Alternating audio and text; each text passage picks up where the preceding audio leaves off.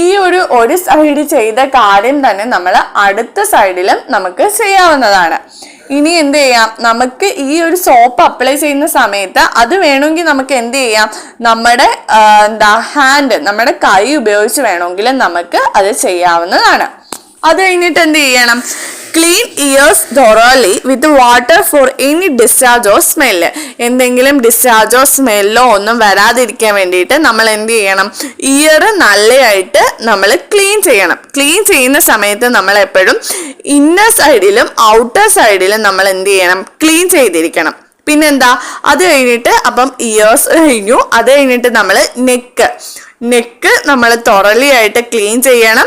അതെന്ത് ചെയ്യണം, ആദ്യമേ സോപ്പി ക്ലോത്ത് വെച്ചിട്ട് ചിന്നിൽ നിന്ന് നമുക്ക് ഡൗൺവേർഡ്സിലേക്ക്, ഫ്രം ചിന്ന് ടു ഡൗൺവേർഡ്സ്, ചിന്നിൽ നിന്ന് താഴേക്ക് നമുക്ക് രണ്ട് സൈഡിലും ചെയ്യണം. അപ്പം നമ്മുടെ ചെവി ആയാലും ആദ്യമേ ഒരു സൈഡ് ചെയ്തിട്ട് നമ്മൾ അടുത്ത സൈഡിൽ പോകുന്നു. അതുകൊണ്ട് തന്നെ നെക്കും അതുകൊണ്ട് തന്നെ ചെയ്യണം.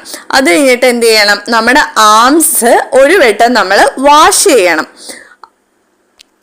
അപ്പം നമ്മുടെ കൈ അടുത്ത് വാഷ് ചെയ്യണമെന്ന് പറഞ്ഞല്ലോ. അപ്പം നമ്മൾ ടവൽ എന്ത് ചെയ്യണം, നമ്മുടെ ദൂരെയുള്ള കൈയുടെ അണ്ടറിൽ നമ്മൾ എന്ത് ചെയ്യണം, ഈ ഒരു ടവല് നമ്മൾ ഫിക്സ് ചെയ്യണം. എന്തിനു വേണ്ടിയിട്ടാ, ആൻഡ് വാഷ് ഇറ്റ് ഫസ്റ്റ്. എന്നിട്ട് നമ്മൾ അതായിരിക്കണം നമ്മൾ ആദ്യമേ വാഷ് ചെയ്യേണ്ടത്. അത് കാരണമായിട്ട് നമുക്ക് എന്ത് ചെയ്യാൻ പറ്റും, ആ ഒരു ഇറ്റ് വീഴത്തില്ലേ, നമ്മൾ ക്ലീൻ ആക്കുന്ന ആ ഒരു ഏരിയയിലേക്ക് വീണ്ടും ഡേർട്ട് വരാതിരിക്കാൻ വേണ്ടിയിട്ട് സഹായിക്കും.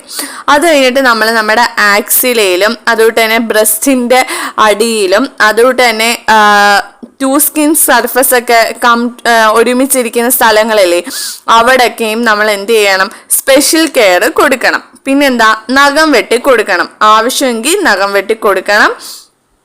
നമ്മൾ ഒരു ബേസിനിൽ വെള്ളം വെച്ചിട്ടുണ്ട്. ആ ഒരു വെള്ളത്തിലേക്ക് അവരുടെ രണ്ട് കൈയും ഓരോന്നായിട്ട് ആദ്യം ഒന്നിടണം, അത് കഴിഞ്ഞ് ഒന്നിടണം. അങ്ങനെ നമ്മൾ എന്ത് ചെയ്യണം, അവരുടെ ഫിംഗേഴ്സ് നമ്മൾ വാഷ് ചെയ്ത് കൊടുക്കണം. ഫീമെയിൽ പേഷ്യൻ്റ് ആണെങ്കിൽ നമ്മൾ ആ ചെസ്റ്റ് ഏരിയയിലും ബ്രസ്റ്റിലൊക്കെ ആണെങ്കിൽ സ്പെഷ്യൽ കെയർ കൊടുക്കണം. അത് എക്സ്പോസ് ചെയ്യാൻ പറ്റും, പക്ഷെ അത് എന്ത് ചെയ്യണം, പെട്ടെന്ന് തന്നെ നമ്മൾ എന്ത് ചെയ്യണം, ആ ഒരു എക്സ്പോഷർ മാറ്റിയിരിക്കണം. തന്നെ അബ്ഡോമിൻ ഏരിയയും നമ്മൾ എന്ത് ചെയ്യണം, വാഷ് ചെയ്യണം. അപ്പം നമ്മൾ ചെസ്റ്റും പെരിനിയൽ ഏരിയയും കവർ ആയിരിക്കണം. അതുകൊണ്ട് തന്നെ എന്ത് ചെയ്യണം, ആ സ്പെഷ്യൽ അറ്റൻഷൻ നമ്മൾ കൊടുക്കണം. എവിടേക്ക്, അംബ്ലിക്കസിലേക്ക് സ്പെഷ്യൽ അറ്റൻഷൻ നമ്മൾ കൊടുക്കണം. പിന്നെ നമുക്ക് ലെഗ്സ് ആണ്. ലെഗ്സ് എന്ത് ചെയ്യണം, 1 by 1 ആയിട്ട് നമുക്ക് എക്സ്പോസ് ചെയ്യാം. അപ്പോൾ ആ ഒരു എക്സ്പോസ് ചെയ്യുന്ന സമയത്ത് നമ്മൾ എന്ത് ചെയ്യണം, ഈ ഒരു കാലിൻ്റെ അടിഭാഗത്ത് ഒരു ബാത്ത് ടവൽ നമ്മൾ ഇട്ട് കൊടുക്കണം. എന്തിനു വേണ്ടിയിട്ടാ, ഡേർട്ടൊക്കെ അവോയ്ഡ് ചെയ്യാൻ വേണ്ടിയിട്ട്. അത് കഴിഞ്ഞിട്ട് നമുക്ക് ടോപ്പ് ടു ബോട്ടം നമുക്ക് എന്ത് ചെയ്യാം, വാഷ് ചെയ്യാം. ഓരോ കാലും ടോപ്പ് ടു ബോട്ടം നമുക്ക് വാഷ് ചെയ്യാൻ വേണ്ടിയിട്ട് പറ്റും. ഈ കാൽപാദം ഭയങ്കര അഴുക്കാണെങ്കിൽ നമുക്ക് എന്ത് ചെയ്യാം, ഒരു ബേസിനിലെ വെള്ളത്തിനകത്തോട്ട് ഓരോ കാൽപാദവും ഇട്ട് കൊടുക്കാം. എന്നിട്ട് അത് നല്ലതായിട്ട് കഴുകാം. പ്രത്യേകിച്ചും നമ്മുടെ ആ ഒരു ടോസിൻ്റെ ഇടയ്ക്ക്, ആ ഒരു വിരലുകളുടെ ഇടയ്ക്ക് നമുക്ക് നല്ല കെയർ കൊടുത്ത് കഴുകാം. പിന്നെ turn the patient on his side with his back towards the nurse. പേഷ്യൻറ്റിനെ ടേൺ ചെയ്യണം, അവരുടെ ബാക്ക് നഴ്സിനെ ടുവേർഡ്സ് ആയിട്ട് വെച്ചിരിക്കണം. Start cleaning from back of the neck, scapula and whole trunk down to the sacral region. എന്ത് ചെയ്യണം, നെക്കിൻ്റെ ബാക്കിൽ നിന്ന് സ്കാപ്പുല അതുകൊണ്ട് തന്നെ മുഴുവൻ ട്രങ്കും അങ്ങനെ സാക്രൽ റീജിയൻ വരെ എന്ത് ചെയ്യണം, ക്ലീൻ ചെയ്യണം. അത് കഴിഞ്ഞിട്ട് സോപ്പ് ഉപയോഗിച്ച് നമ്മൾ റബ്ബ് ചെയ്തിട്ട് സർക്കുലർ മൂവ്മെൻറ്റ്സിൽ നമ്മൾ നല്ലതായിട്ട് വാഷ് ചെയ്യണം. സ്പഞ്ച് ക്ലോത്ത് വെച്ച് വാഷ് ചെയ്തിട്ട് അത് എന്ത് ചെയ്യണം, പ്രോപ്പറായിട്ട് ഡ്രൈ ചെയ്യണം. അത് കഴിഞ്ഞിട്ട് നമുക്ക് എന്തെങ്കിലും പൗഡർ വല്ലതും ഉണ്ടെങ്കിൽ നമുക്കത് എന്ത് ചെയ്യാം, അപ്ലൈ ചെയ്യാം. അതും നമ്മൾ സർക്കുലർ മൂവ്മെൻറ്റ് വേണം നമ്മൾ അപ്ലൈ ചെയ്യാൻ.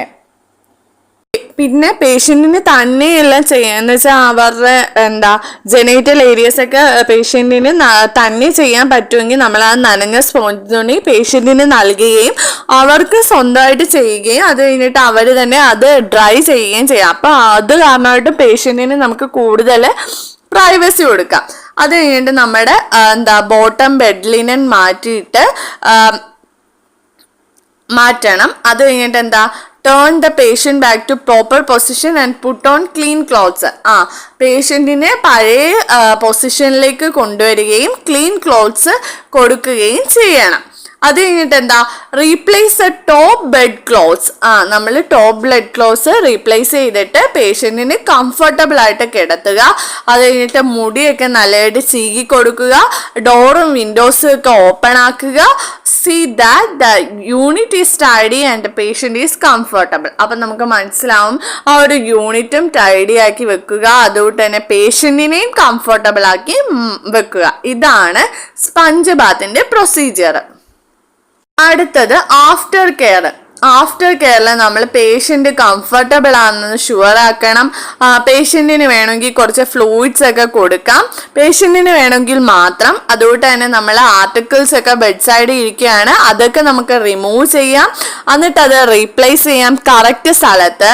എന്നിട്ട് എന്ത് ചെയ്യാം, ഡേർട്ടി ആയിട്ടുള്ള ലിനൻ നമുക്ക് കൊണ്ടുപോയി ലോണ്ട്രി ബാഗിലിടാം. പിന്നെ നമ്മുടെ ഹാൻഡ് നല്ലതായിട്ട് നമ്മൾ ഹാൻഡ് വാഷിങ് ചെയ്യാം. പിന്നെ നമുക്ക് ഒബ്സർവേഷൻ ചെയ്യാം, പേഷ്യൻറ്റിന് എന്തെങ്കിലും ചേഞ്ച് ഉണ്ടോ, പേഷ്യൻറ്റിന് എന്തെങ്കിലും കംപ്ലൈൻറ്റ് ഉണ്ടോ എന്നൊക്കെ നമ്മൾ പേഷ്യൻറ്റിനെ എടുത്ത് ചോദിക്കാം. ഇതാണ് ആഫ്റ്റർ കെയർ. അടുത്തതായിട്ട് റിപ്പോർട്ടിംഗ് ആൻഡ് റെക്കോർഡിംഗ്. അത് നമുക്ക് നേഴ്സുമാർക്ക് വളരെ ഇമ്പോർട്ടൻ്റ് ആണ്. നമുക്ക് എന്ത് ചെയ്യാം, നമ്മൾ സ്പഞ്ച് കൊടുത്ത ടൈം റെക്കോർഡ് ചെയ്യാം.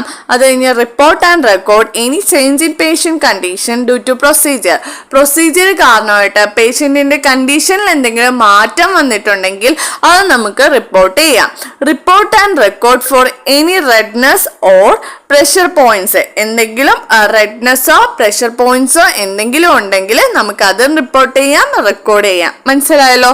ഇതാണ് റിപ്പോർട്ടിംഗ് ആൻഡ് റെക്കോർഡിങ്ങിൽ നമുക്ക് മനസ്സിലാക്കേണ്ട കാര്യങ്ങൾ.